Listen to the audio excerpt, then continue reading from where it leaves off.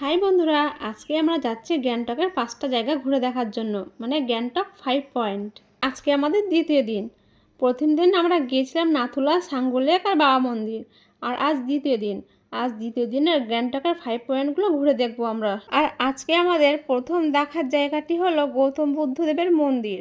গাড়িতে বসে আসার সময় চারিদিকের পাহাড়ের সুন্দর ভিউটা দেখতে দেখতে আমরা চলে এলাম গৌতম বুদ্ধদেবের মন্দিরে। আর এই যে এইখান থেকে হেঁটে হেঁটে নিচে নামতে হবে। তোমরা দেখতেই পাচ্ছ, ওই যে দেখা যাচ্ছে গৌতম বুদ্ধদেবের মন্দিরটা। আর এইখানে সামনে রয়েছে টিকিট কাউন্টার। এইখান থেকে পার হেড 20 টাকা করে টিকিট কেটে ভিতরে ঢুকতে হবে। আর আমি টিকিটটা কেটে নিয়ে হেঁটে হেঁটে আর নামতে পারছিলাম না, আমাকে প্রায় দৌড়াতেই হচ্ছিল, কারণ উপর থেকে আমাদেরকে নিচে নামতে হবে। কিন্তু ওঠার সময় আবার কষ্ট আছে একটু। আমরা সব টিকিটগুলো দেখিয়ে চলে এলাম ভিতরে। আর ভিতরে তোমরা জায়গাটা দেখো, কি সুন্দর জায়গাটা, খুব শান্ত পরিবেশ। আর এখানে কিছুক্ষণ থাকলে এখান থেকে যেতেই ইচ্ছা করবে না, এখানেই থাকতে ইচ্ছে করবে সারাক্ষণ, এত শান্ত পরিবেশ। আর আমরা এখনও এখান দিয়ে হেঁটে হেঁটে মন্দিরের দিকে যাচ্ছি। গৌতম বুদ্ধদেবের মন্দিরটা তোমাদেরকে দেখাবোই, তার আগে আমি চারিদিকের ভিউটা তোমাদেরকে একবার ঘুরে দেখিয়ে দিই। আর বন্ধুরা, তোমরা দেখো এবার বাইরের ভিউটা কত সুন্দর লাগছে দেখতে। এইসব দৃশ্যগুলো দেখলেই মন প্রাণ জুড়িয়ে যায় একেবারে। মনে হয় যেন আরোই দেখতে থাকি, সব সময়ের জন্য দেখতে থাকি।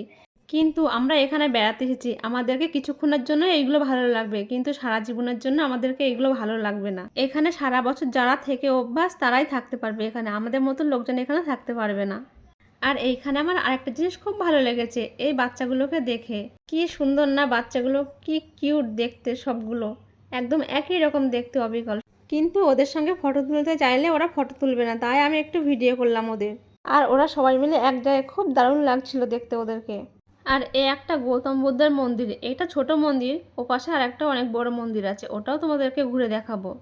আগে তোমরা এই মন্দিরটা দেখে নাও, তারপরে আমি বড় মন্দিরটা তোমাদেরকে দেখাবো।